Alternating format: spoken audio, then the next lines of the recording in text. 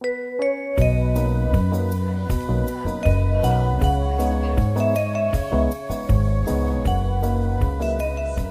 좀 떨리는데 항상 어떤 것이든지 재미를 위해서 좀 많은 경험도 하려고 하고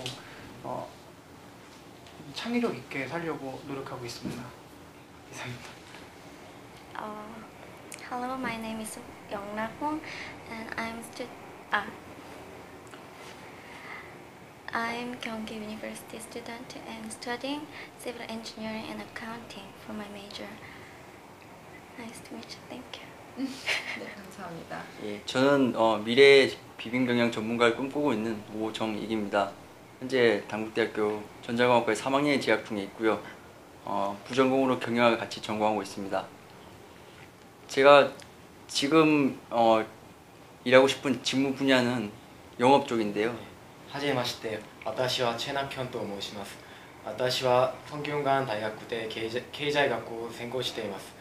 私がこの会社に支援した理由は、専攻が経済学だから経済に興味が多くて、経済新聞の作ることが面白いと思って支援することになりました。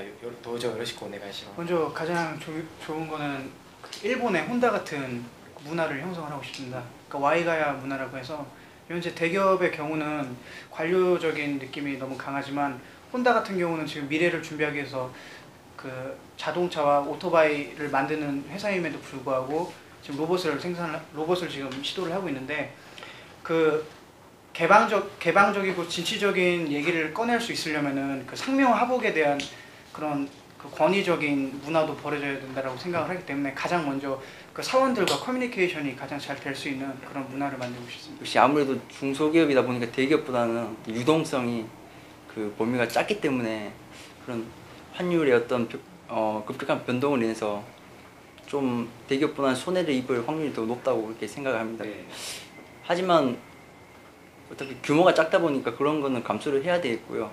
뭐 일단 모든 어떤 시장에 맞게 모든 걸 정부에 이렇게 도움을 얻을 수는 없기 때문에 기업 스스로가 제가 보기에는 너무 이렇게 과격한 그 부동산 투자나 이런 데 하지 말고 좀 내실을 다지고 기술력을 일단 가지고 있는 게 가장 어떤 그런 리스크에 대비할 수 있는 방법이라고 생각합니다. 브랜드 이름 하나로도 모든 게 다 파악이 되는 게 브랜드라고 생각을 합니다.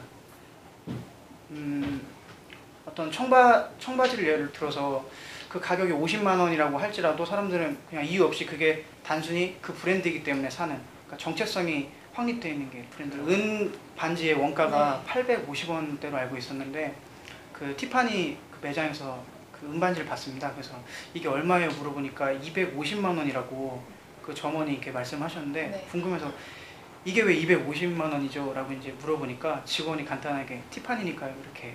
요즘에 그 프레젠테이션 관련 책을 읽었는데요.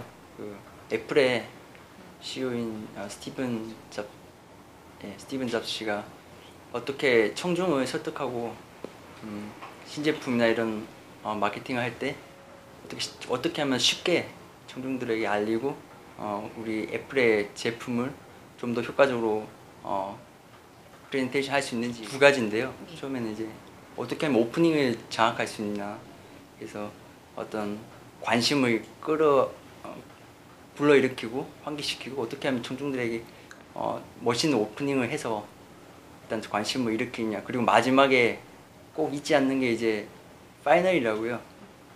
마지막 이제 처음에 했던 모든 내용들 중에 중요한 것을 요약해주면서 가실 때 이제 이것만은 그래도 기억이 난다, 이렇게 얻어갈 수 있다는 느낌이 들 수 있게 마지막 요약을 해주는 장면이 참 멋있었습니다. 또 상사님이 취하시기 때문에 계속 길게 접대를 할 수 없기 때문에 빨리 어떤 그 자리를 결말을 마무리 잘 지어야겠죠. 그러면 먼저 저는 이제 상사님은 이제 되게 조심히 보내드려야 되니까 먼저 대리운전을 불러서 상사님을 댁까지 안전하게 가시는 것을 확인하고 저는 그럼 바이어들 접대를 제가 대신 해야 되니까요. 제가 그럼 2차에 제가 응해서 예, 즐거운 분위기로 마무리 짓겠습니다. 저 지금 제 현재 좌우명은 가슴 뛰는 일만 할 것, 목숨 걸고 할 것입니다. 그래서 그냥 요즘은 추세가 뭐 공무원이나 공사 쪽으로 이제 안전된 쪽으로 사람들이 많이 몰리는 경우가 있잖아요. 근데 거기서 거의 반 이상은 공무원을 하고 싶지 않았는데 남들이 하는 이유로 하는 사람이 많다고 들었어요. 그래서 저는 그런 대세를 따라가기보다는 제가 하고 싶은 일이 무엇인지 먼저 생각을 하고 그 한 가지에 몰두하는 것이 더 중요하다고 생각을 합니다. 간단하게 먼저 그 비교를 해보자면 대기업은 스텝이라고 볼 수가 있고 중소기업은 만약에 제가 그 사원에 속하면 운영진이라고 생각을 합니다. 제가 예전에 고3 수시 모집을 붙고 그 힙합 의류 매장에서 아르바이트를 했었는데요. 그 작은 매장에서 3개월 정도는 90만 원을 받고 일을 하다가 그 아이디어가 있어서 계속 그 사장님한테 건의를 드렸습니다. 당시 그 다음에 다모임 카페가 유행이어서 그거를 매개체로 해서 홍보랑 판매 전략을 하면 좋을 것 같다라고 했는데, 그래서 사장님한테 한 20만 원 정도를 지원을 받고 실시를 하니까 한 6개월 뒤에 매출이 한 600% 정도 향상이 돼서 제가 1년 만에 한 7년에서 10년이 되어야 할 수 있는 점장이라는 그 위치에 오를 수 있었고요.